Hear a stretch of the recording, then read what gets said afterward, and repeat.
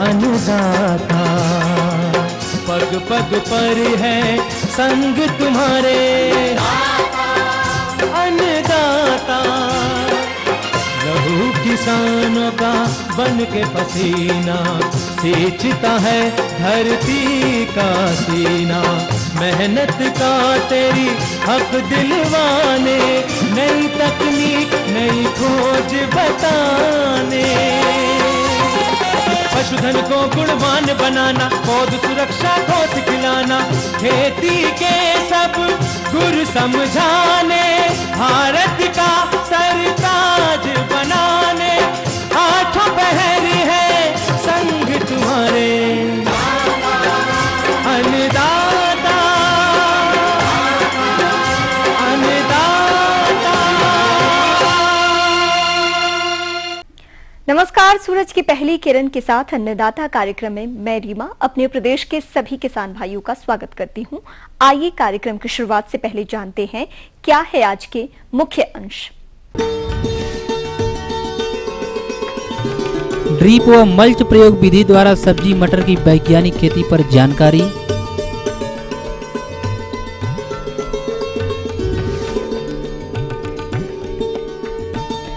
सेमिया लता पौध पर कुसमी लाख का प्रबंधन पर जानकारी।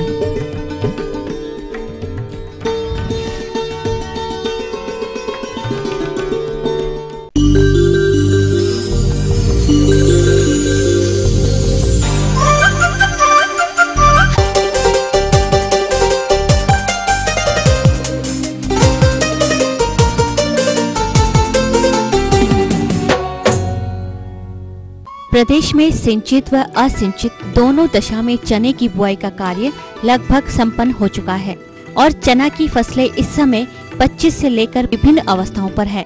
तो किसान भाइयों, चना की फसल से आशातीत उपज लेने के लिए फसल का उचित वृद्धि विकास आवश्यक है, जिसके लिए निराई गुड़ाई, सिंचाई, पोषक तत्व प्रबंधन तथा फसल सुरक्षा पर उचित ध्यान देने की आवश्यकता होती है।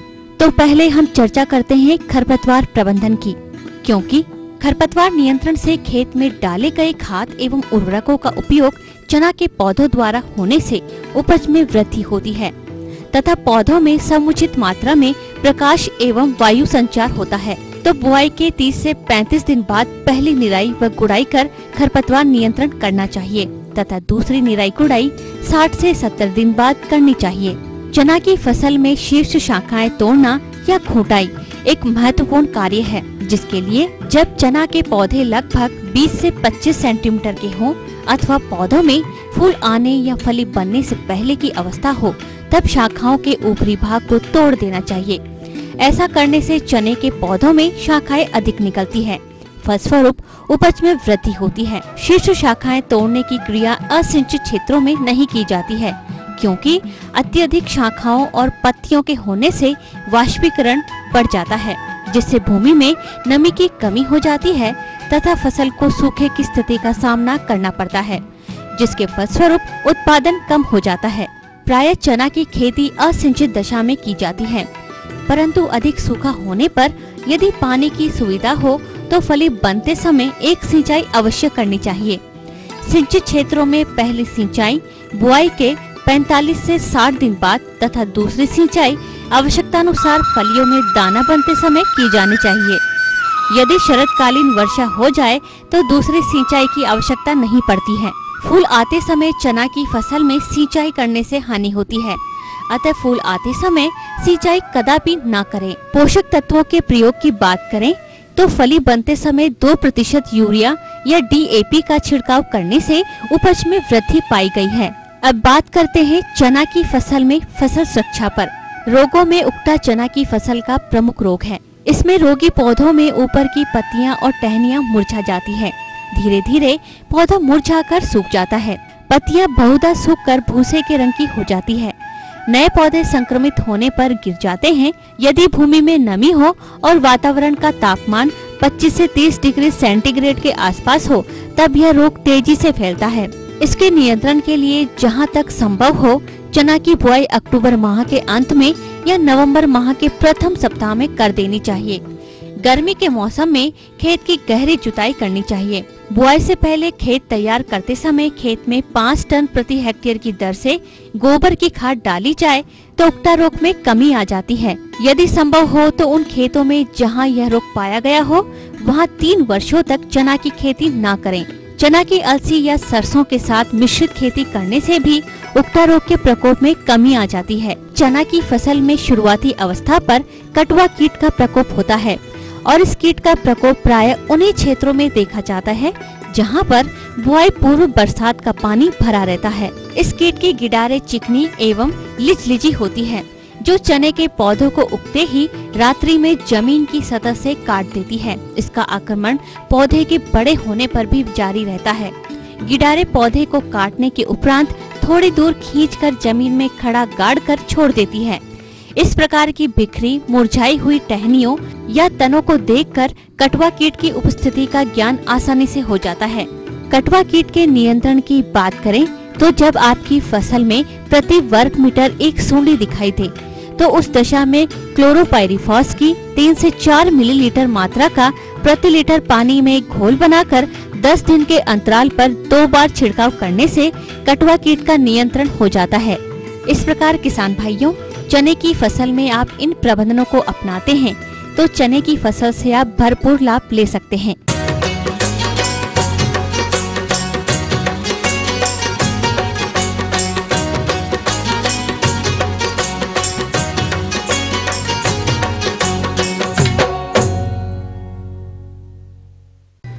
सब्जी वर्गीय फसलों में मटर का प्रमुख स्थान है।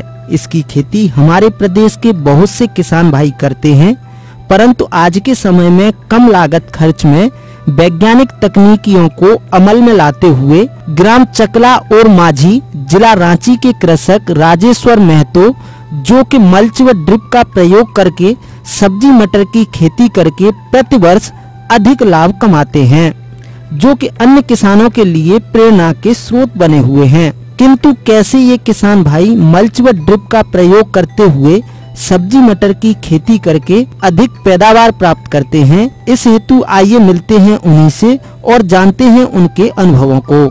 मैं 2 एकड़ पर पूरा ड्रिप लगाकर खेती कर रहा हूं और आज जो आप देख रहे हैं मैं मटर का खेती जो लगा रहा हूं मल्चिंग के ऊपर। इस मल्चिंग के पहले मैंने 2 फसल ले चुका हूं। पहला फसल यहाँ शिमला मिर्च लिया, शिमला मिर्च के बाद फिर फूलगोभी लिया, फूलगोभी के बाद अभी जो देख रहे हैं वो मटर लग रहा है। ये तीसरी फसल है। मटर जो है मेरा भारत नर्सरी का चक्र है और ये मटर ओपी वैरायटी है, लेकिन इसका हाइब्रिड का मुकाबला करता है, इसलिए हम इसको लगाते हैं। डीएपी और का मात्रा जो है 50 डिसमिल में हम 30 किलो और 20 किलो जो है पोटास ही डालते हैं और बर्मी कंपोस्ट जो है 50 डिसमिल में 2 क्विंटल वो बर्मी कंपोस्ट डालते हैं। इस तरह से हम आज मटर की खेती कर रहे हैं और जितने इसमें ड्रिपर है उस हिसाब से इसमें छेद करके लगाया गया था पहले फूलगोभी। अभी चूँकि मटर लगाना है तो उसमें थोड़ा पौधा नज़दीक करना है, इसलिए छेदा हम बढ़ा दिए और प्रत्येक छेदा में बर्मी कंपोस्ट और डीएपी और पोटास मिला के डाल के फिर सबको मिला दिए और जो है ये मटर उस पर लगा रहे हैं। प्रत्येक छेद पर 2-2 मटर लगा रहे हैं। चूँकि एक ड्रिप लाइन में 4 लाइन मटर लगता है तो हम उसमें से एक एक छेद में 2-2 दाना डाल रहे हैं, ताकि वो जो रेशियो है इसका 1 एकड़ में 16 किलो का वो जो है रेशियो मेरा बराबर आ जाएगा। आज हम 50 डिसमिल में ये लगा रहे हैं, 8 किलो बीज लगेगा और इसमें 8 किलो जो है, इसमें 50 डिसमिल में 8 किलो का बीज लगता है और मैं एक एक छेद में 2-2 बीज लगा रहा हूँ। और ये जब जन्मेशन आने में इसका 8 से 9 दिन लगता है ड्रिप में, और जब जन्मेशन होने के बाद इसका जिस दिन 20 से 21 दिन हो जाएगा उस दिन से मैं इसमें घुलनशील खाद चलाना शुरू करूँगा। जब भी पानी पटाएंगे तो पहला दिन जो है जब पानी पटाएंगे तो हम उसमें नाइट्रोजन डालेंगे। 50 डिसमिल में जो है 2.5 किलो मात्र यूरिया चलाएंगे और फिर दूसरा सिंचाई जब करेंगे तो 2.5 किलो जो है पोटास चलाएंगे। ये वो 0050 आता है घुलनशील पोटास का, उसको चलाएंगे। और जब फल फूल आने लगेगा उस समय जो है हम इसमें ब्रोन चलाएंगे और 0000126132 चलाएंगे, वो उस समय फूल के समय वो चलाएंगे। इस तरह से मटर जो है बहुत कम दिन में, मतलब 65 से 70 दिन में आपको फल आना शुरू हो जाएगा, तोड़ाई शुरू हो जाएगा। इस तरह से मटर में मल्चिंग में बहुत ही लेबर का बचत हो जाता है। जी एक बार जो हम फसल लगाया उसी समय मल्चिंग लगाया, ये तीसरा फसल लेंगे और कोई जुताई कोड़ाई सारा खर्च बच जा रहा है।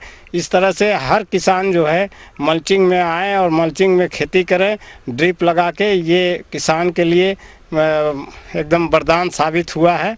और ये मोटा मोटी 1 एकड़ अगर आप लगाते हैं तो 70 से 75 हज़ार रुपया का आपको अर्निंग होता है।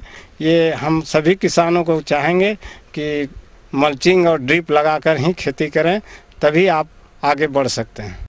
अभी और भी कई जानकारियां बाकी है, लेकिन इससे पहले लेते हैं एक छोटा सा विराम।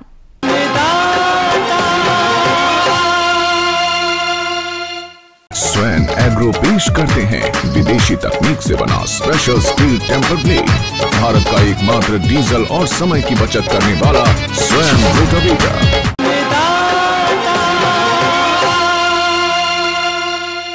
सच्चाई को लाते हैं आपके सामने ईटीवी न्यूज में दिन भर लगातार। ब्रेक के बाद हम फिर हाजिर हैं आपके साथ। बढ़ते हैं अगली कड़ी की ओर।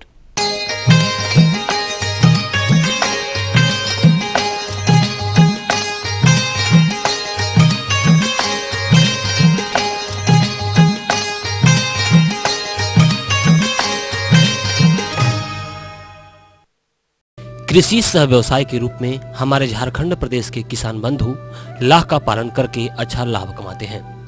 इसी लाभ को देखते हुए जिन कृषक बंधुओं ने सेमिया लता पौधों पर जुलाई माह में कुसुमी लाख चढ़ाए होंगे, उन्हें इस समय लाख फसल में विशेष देखरेख व प्रबंधन करना होगा, जैसे समय समय पर सिंचाई तथा परजीवी कीटों व फफूंद से बचाव के लिए पादप सुरक्षा इत्यादि। यदि किसान बंधु इस समय प्रबंधनों में किसी प्रकार की लापरवाही करेंगे तो इसका विपरीत प्रभाव आपके लाख उत्पादन पर पड़ेगा। अंत में हानि का सामना भी करना पड़ सकता है। इसलिए इस प्रकार की समस्या आए ही नहीं, इस हेतु जानकारी चाह रही हैं ग्राम राजा उलाटू, नाम कुम, जिला रांची की कृषिका अमीलिया। तो आइए मिलते हैं उनसे। अभी हम सेमिया लता में कुसुमी का लाह डाले हुए हैं। आने वाले समय में उसमें क्या क्या दिक्कत होगा, उसके लिए क्या उपाय करें। अतः किसान भाइयों, सेमिया लता पौध पर लाह का प्रबंधन कैसे करें, इस विषय पर जानकारी के लिए आज हमारे बीच उपस्थित हैं IINR-G नामकुम रांची के तकनीकी अधिकारी प्रफुल्ल पटमा जी।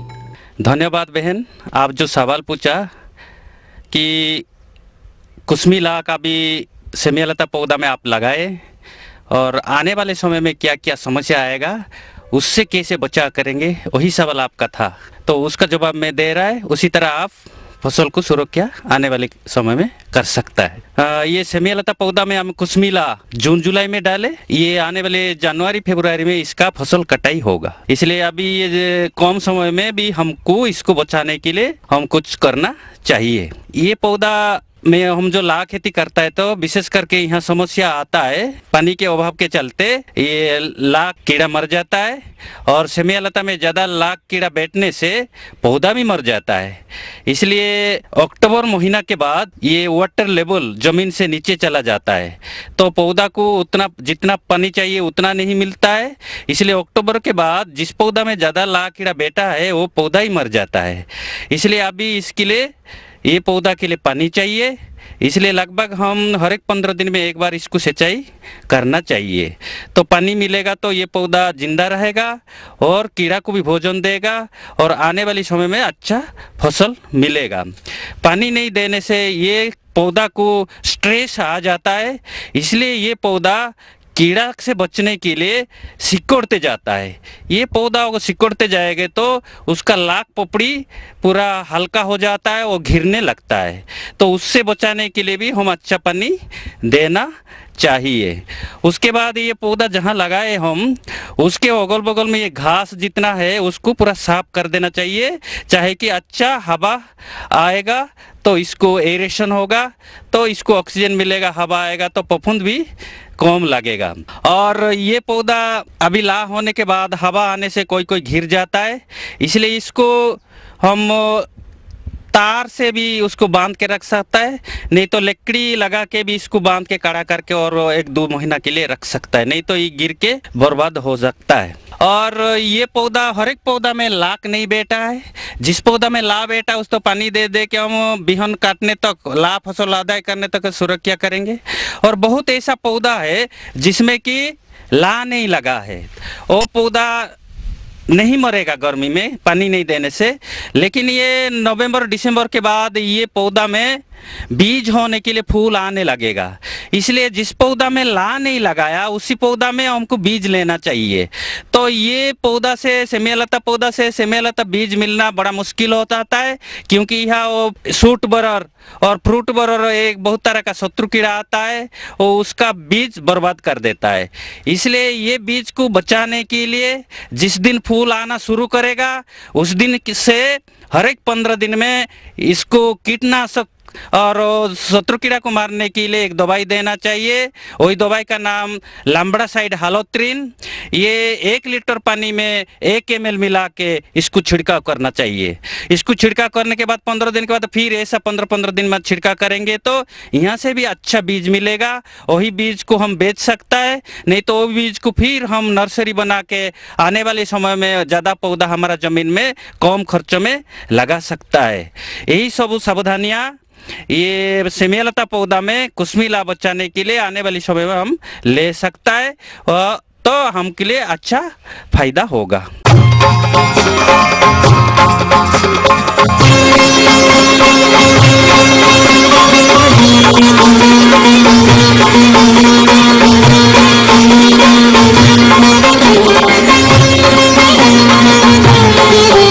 पशुधन के अंतर्गत दुधारू पशुओं का महत्वपूर्ण स्थान है, क्योंकि ये पशु ही डेयरी व्यवसाय के आधार स्तंभ होते हैं। लेकिन राज्य में डेयरी व्यवसाय के अंतर्गत पशुओं हेतु उन्नत आवास की व्यवस्था कुछ ही लोगों के यहाँ देखी जाती है। अधिकतर पशुपालक पशुओं को खुले स्थान पर ही रखते हैं, जहाँ ये पशु कई प्रकार की समस्याओं से प्रभावित होते हैं, जिनमें वाह एवं अंतः परजीवियों की समस्या भी एक है, जिनके प्रकोप की स्थिति को देखते हुए पशुपालक इनका उचित प्रबंधन नहीं कर पाते। परिणाम स्वरूप पशु तो कमजोर हो ही जाता है, साथ ही पशुपालकों को वांछित उत्पादन भी नहीं मिल पाता। मेरा नाम अजय कुमार सिंह हुआ, घर हफला चौक बस स्टैंड कटिहार। गाय जो है 10 रोज पहले बछड़ा दी है और आज यहाँ कल से लंगड़ा के चल रही है। इसका क्या उपाय है वो जानना चाहता हूँ मैं। किसान भाइयों, आपके सामने ऐसी समस्या नहीं आए और आप अपने पशुओं से अच्छा उत्पादन प्राप्त कर सकें, इस बारे में जानकारी के लिए हमारे संवाददाता ने संपर्क किया। किसान बंधु, अभी अभी हमने कई क्षेत्रों में देखा है कि बरसात जैसे ही ख़त्म हुआ है, बहुतायत मात्रा में जानवरों पर टिक्स, जिसको कि क्षेत्रीय भाषा में चमोकन या फिर कुछ और भी नाम से पुकारा जाता है, आमतौर पर किसानी अठैल भी कहते हैं, इस नामों से जानते हैं, जिसका प्रकोप बहुतायत मात्रा में बढ़ गया है।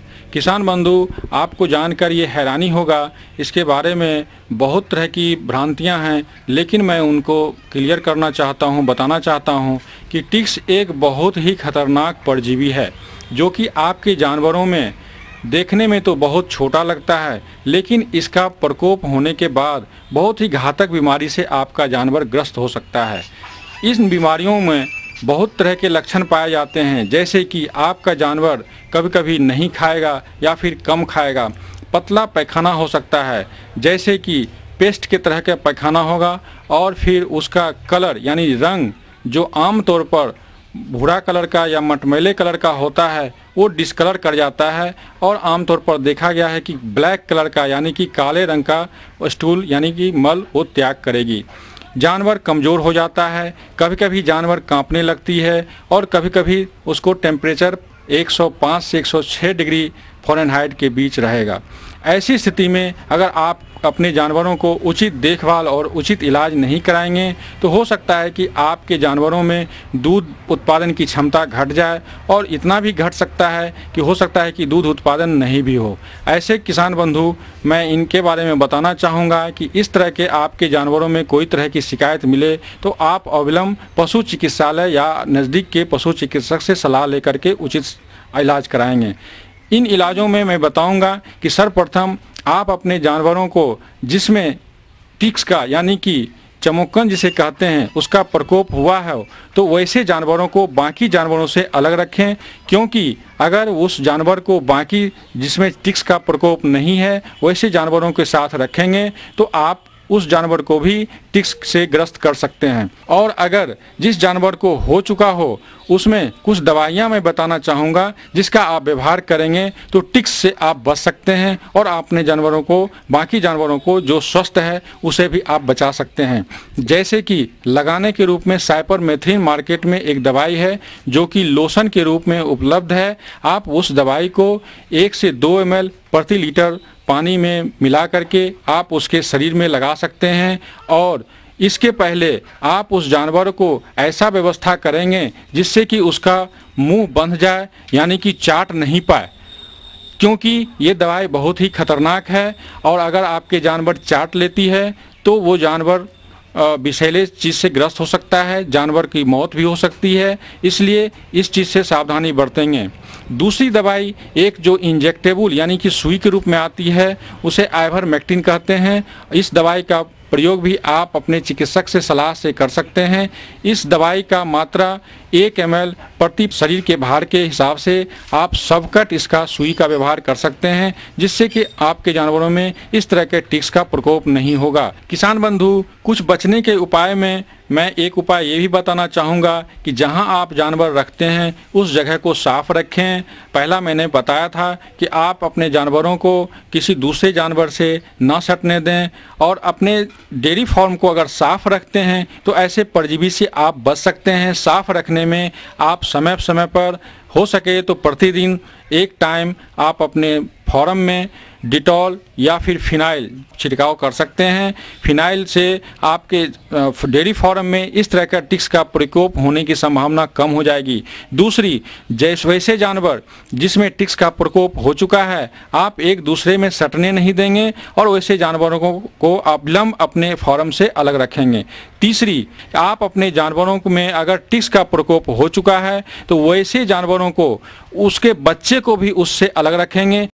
अभी और भी कई जानकारियां बाकी है, लेकिन इससे पहले लेते हैं एक छोटा सा विराम।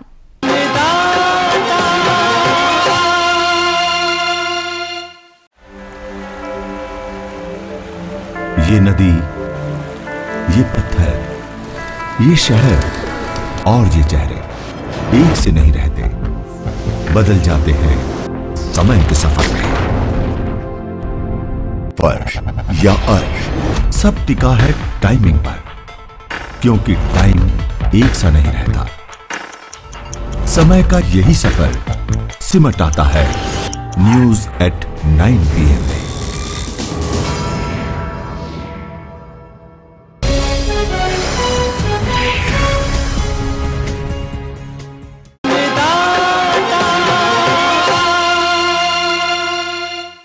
ब्रेक के बाद हम फिर हाजिर हैं आपके साथ। बढ़ते हैं अगली कड़ी की ओर।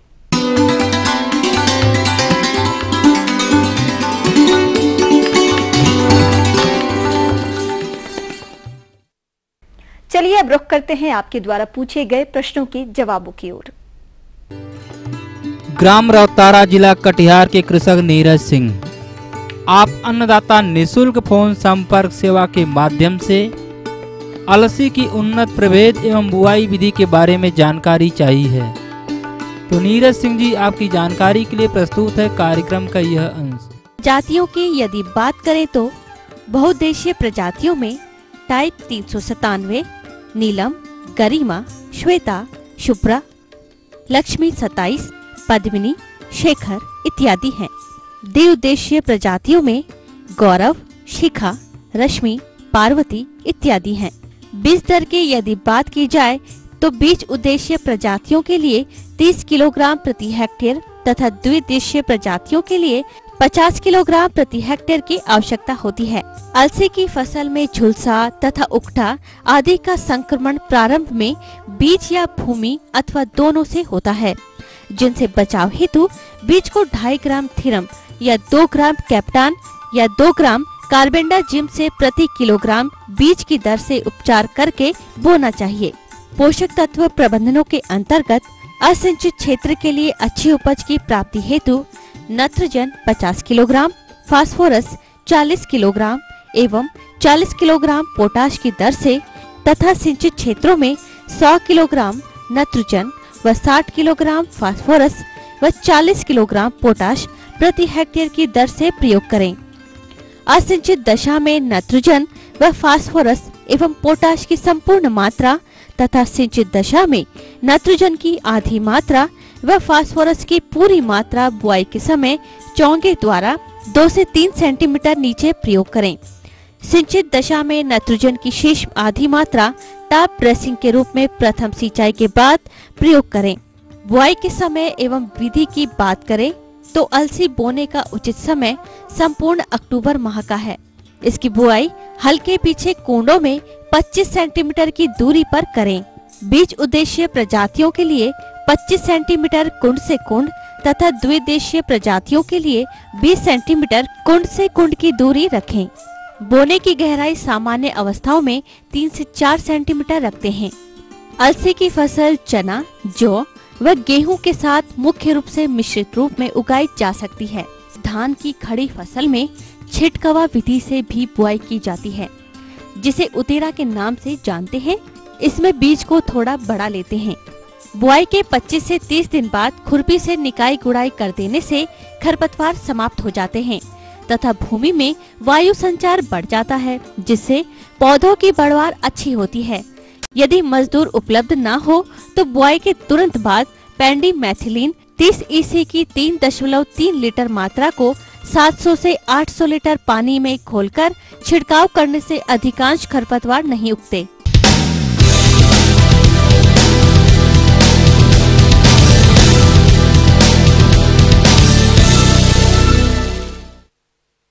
आइए अब देखते हैं राज्य कृषि विपणन बोर्ड एवं एग्रीन द्वारा भेजे गए प्रदेश के विभिन्न कृषि उत्पाद के भाव।